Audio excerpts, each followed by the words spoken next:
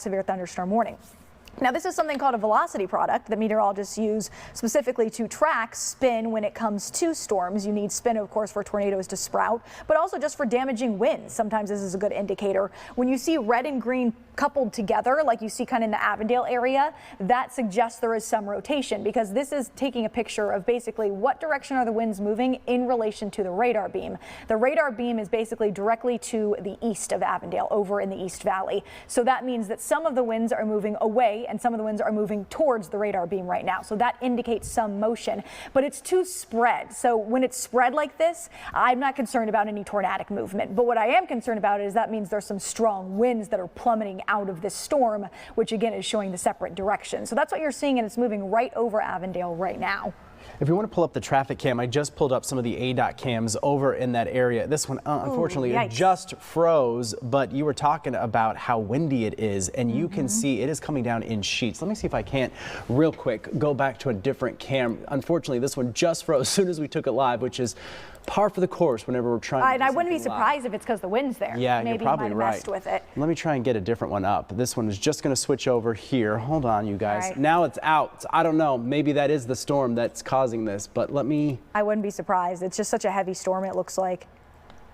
So while he's looking at the traffic cameras behind me, you can see the radar view, and that lightning is moving right through Avondale, Litchfield Park, Tolleson. You are also under this severe thunderstorm warning. La Terraza through Glendale, and then up just to around Surprise. So this is running along Grand Ave. That's the extension right now, but as long as this thing holds strength, the National Weather Service will end up stretching this severe thunderstorm warning farther to the north. So I'm going to zoom back out. And Krystal, can I interrupt? Sure, yeah. You have the traffic cams? No, unfortunately I don't, but I was going to ask you, this is kind of reminiscent of when we were watching that microburst move through the Tempe area. Now, I don't know, you're obviously the meteorologist, but do you think, is it hard to, can you tell anything about the potential for a microburst? Because just from what we're seeing from some of these cameras. Well, okay, so I can't say with certainty like how severe it is yet, but you definitely can see, as I said on this velocity product, that the winds are what I'm calling bottoming out. So when you think about a microburst, what's happening is that the dynamics up in the clouds are making it where all of a sudden it kind of drops all of this rain and air out of the storm,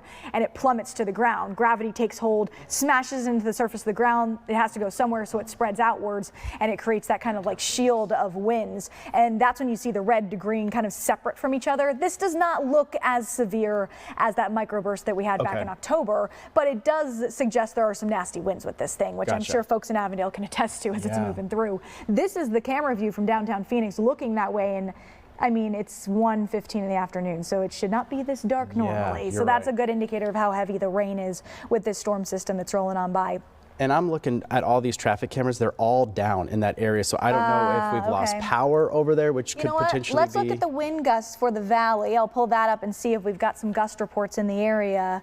Okay, so Goodyear is gusting to 22, Sky Harbor to 21, which isn't bad. I mean, the gusts were I think hurricane force with the severe thunderstorm that we had back in October in Tempe. Yeah, so that's good news, is we're not seeing as serious of wind gusts, at least right now reporting. That's not to say that those couldn't increase, but at least right now not as serious. Another thing that's good to look at, and I have to search for this one, so give me a second, I'm going to pull up this map, is our visibility map, because that'll kind of tell you how heavy the rain is, although I think we kind of have an idea of how heavy it is just from those traffic cameras. But let's look at the visibility map. So yeah, the visibility has dropped at Sky Harbor to 7, which a perfect map on a perfect day is 10. That's the max that we go out on a visibility map. But anytime you see a dip in numbers, it does indicate the rain is heavy enough that it's making more limited visibility, which already Sky Harbor earlier was under a ground stop, right, because of the fact that we had some low ceiling or low clouds that were in place. Let's get back to that severe thunderstorm warning. And while we pop that up, I'm also going to look, I have a separate radar that I use on my phone, which I'm going to take a look at just to see. Sometimes it's got a little bit different detail than what we have on our weather system here. Yeah, so severe thunderstorm warning is still in place through 1:30. They have not extended it. It expires in 13 minutes. And again, they said that there's the possibility of some damaging hail with this. So I'm going to flip over to our hail product so we can just look and see if our radar is picking up on some hail. So it's not on our hail tracker. That's not to say, oh, you know what, it's just starting to ingest the data. Okay, it is. But the good news is we're not seeing like those bright blues to purples, that's when there's large hail being estimated within the clouds. So this is more like small to, as we mentioned, potentially up to 1-inch size hail is what the National Weather Service is calling for. Our hail tracker is not picking that up, which is always kind of like a good thing to see. Nonetheless, that was part of the reason they put the severe thunderstorm warning out, was the possibility of damage due to hail. So something worth watching as this is continuing to trek towards the Glendale area. Here's a look at the radar again, that heavy rain and lightning that's rolling over Interstate 10 and starting to move towards Grand Ave.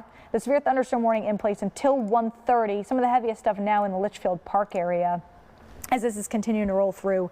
Can we take that downtown camera again if we have it, just so we can see those dark clouds that are rolling by? And then Ty, I know you're looking at some of the different. I can't get any of the traffic. They're all cams still up, down. Unfortunately. Yeah, I'm not totally surprised. What about on the 101? Now that it's starting to move over the 101 near the 10, see if we've got anything over there. And we are tracking those storm conditions. Good news is that this is one cell that is rolling along. There are no other severe thunderstorm warnings if I widen the map out. There are some other thunderstorms. There's one, as you can see, just north of I-8, kind of approaching Maricopa right now, and that will start to move into the valley here this afternoon in the East Valley. I would say like right around Ahwatukee probably within the next hour. That should be passing on through. But there's that closer look. I did turn off the lightning tracker just so you could get a clearer view of this storm cell as it's moving on over the Tolleson area. I'm going to flip back over to the velocity product. I'm just kind of watching to make sure we don't see any tight wound rotation, which we don't. But again, we are still seeing that separation of red to green, which does indicate some strong winds falling out of the storm. Still mostly south of Interstate 10, and this is going to continue to kind of lift northward up towards Glendale. Do we have the Glendale cam? And if so, how I was is that just one looking for it and I can't pull it up. I don't know if we. I'm not sure if it's working. Robert is our director in the back who's running the show here, so if he'll pull it up if he has it, I know. So we'll take that if we have it. But again, that's where the storm cell is moving through. The National Weather Service has not extended this severe thunderstorm warning, at least not yet. There's about another 11 minutes on this warning. And look at that, the latest radar update. It's also worth mentioning, guys, that radar, it takes a sweep of the entire, it does a 360 sweep of the area it's in, which, like I mentioned, the radar dome is over in the East Valley. And then we get that data pushed into our system. In that small amount of time, there is a slight delay. So what you're seeing on radar is technically what happened maybe a couple of minutes ago. So probably some of the strongest winds have now moved over the 10 and are moving kind of along the 101 towards Glendale. If I zoom in, I would imagine this is what, like right near, like Litchfield Park, some of these strongest wind gusts along Camelback Road and Indian School and the 101. We have a view of tower cam, so let's switch over to that for a second. And there's that, oh man, it's really dark.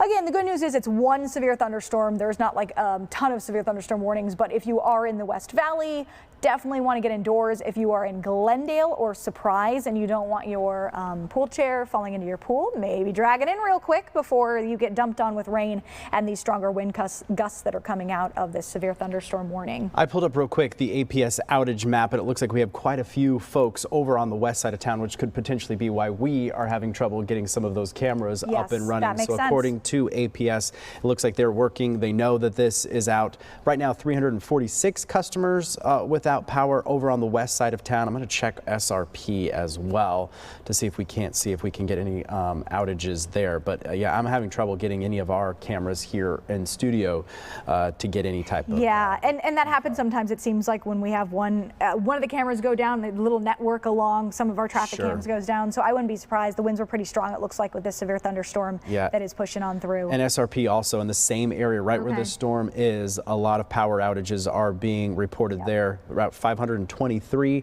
right along just south of the 10 there. There's quite a few customers. Yeah, same area.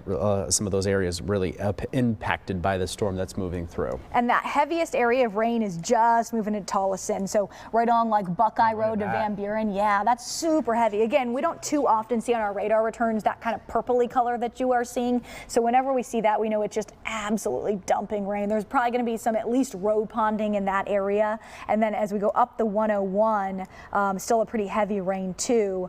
Look at the way that this is kind of curving. That is so interesting to see as this area of rain is moving through. But like I said, the good news is sometimes for our weather nerds that might be watching along on this stream, we'll be watching for something called a hook, which is what you would see on a radar imagery when there maybe is some rotation or even a tornado developing.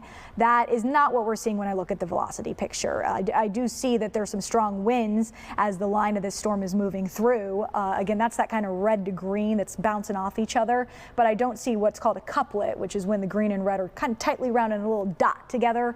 That's more of a clear indicator that you do have maybe. Krystal, I'm so glad you're here with your knowledge. You know, we try. Now, I did notice that they did kind of shrink that warning box just a little bit, right? Well, the National Weather Service, as hard as we're working here, the National Weather Service is working harder right now. Sure. And as they see the storm exiting an area, they cut them out of the warning because you don't want to leave someone under warning, have them stressing out when they don't have to worry about it. So already it has lifted far enough north that they didn't need the southern edge of that severe thunderstorm warning in place anymore. And we're about 8 minutes from the end of this warning, but the good news is that they have not extended it, which means they likely think that it's dropped below some of the severe threshold. A severe thunderstorm is defined as possibly having at least an inch in diameter hail, which is damaging hail, or wind gusts over 60 miles per hour. I can put a query on this. Sometimes I don't think the query does a great job of getting the peak wind gust, but let's see what it puts out here. If I can look, oh, you know what? It's just showing us the severe thunderstorm warning. Let me turn that off really quick, and then I'm going to try to do this again for you guys.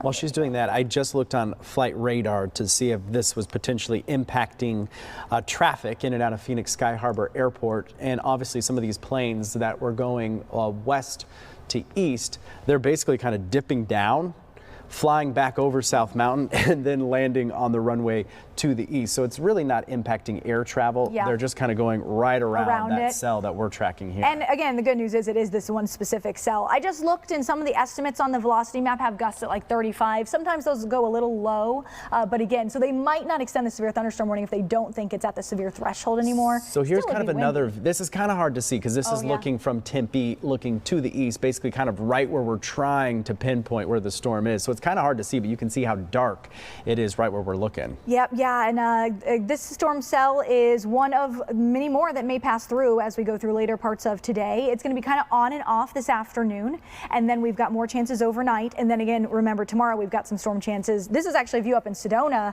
where the rain is looking pretty good there as well. A lot of the moisture that's been passing the valley, it's all running from like a south to north train track, so that means it's going to run right up and into Yavapai County and eventually Coconino County. As we are taking a closer look at the severe thunderstorm warning, I'm just kind of closely monitoring to see if they extend it, but it still looks like they have not extended it, the National Weather Service, and it is starting to creep towards the edge of the warning itself. So this is always a good sign that they haven't at this point extended it, and again, the concern for the severe threshold is probably limited. But you can see the heavy rain is still falling in Tolleson, Glendale, up to Surprise. If you're in this area, please wait until the storm's passed. After the storm is passed, if you're watching us and you ended up with some damage, let us know, because we always like to know if a severe thunderstorm warning actually verifies. We don't want it to necessarily, but we like to know just for us to track. But the heaviest rain is going to continue to lift up. So I think I'm going to put a query on this for just a second. If you want to pop up one of the cameras for a second, Robert, while we're doing this. So it says that this is moving quickly, 45 miles per hour. This one's the Flagstaff one that's frozen, unfortunately. Oh, yeah. Sorry, I wish it was nice and clear like that right now. The Flagstaff camera decided to go to sleep right when we were wanting to work, right? So this is moving at 45 miles per hour. I'm going to update my storm tracker to reflect that 45 mile per hour speed, and then I'm going to put a track on this, because even if it's no longer severe, it's still dropping some kind of nasty rain and lightning with it. Let's see here. So here we go. All right, so this has it making its way to Deer Valley by around 1:40 after passing Glendale here within the next like 5-6 minutes, which we already knew that. So there's the look at the latest on the storm tracker. This might lose some steam as it continues to move northward, but I'm gonna zoom us out a little more so I can put the tracker a bit farther along to the north and east, up to Black Canyon City. So Black Canyon City around 2 o'clock as this thunderstorm continues to drive northward. But like I said, the good news is that this warning has not been extended. It expires in 3 minutes, it looks like, 4 minutes, right around there. And the National Weather Service has not gone any farther. Nope, I don't have it logged anymore. I was going to check. We have this awesome service called National Weather Service Chat for us as broadcast Mets to chat with the National Weather Service. Sometimes they'll put their own like kind of side thoughts in there, but oh, you have this is an update. I don't have my mic on, so I'm just going to yell into your chest here. The estimated updated customers that are out with SRP has now gone up to about 1,300 customers, and they've kind of pinpointed it, and it's right there, right where we were just tracking that storm, south of the 10, right there along Buckeye. So yeah, it looks like, well, there's 500 plus 1,300, so we're looking at quite a few individuals, over 1,800. That was where those winds bottomed out in that storm as they first issued that severe thunderstorm warning. So unfortunately, it looks like probably verified that it was a severe storm.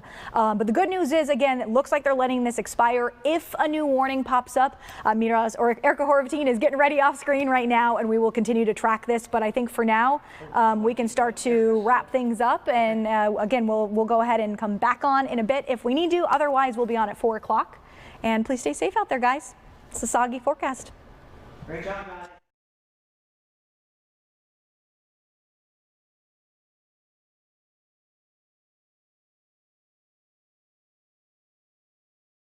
In the lake that really made that drone zone pop with the clouds.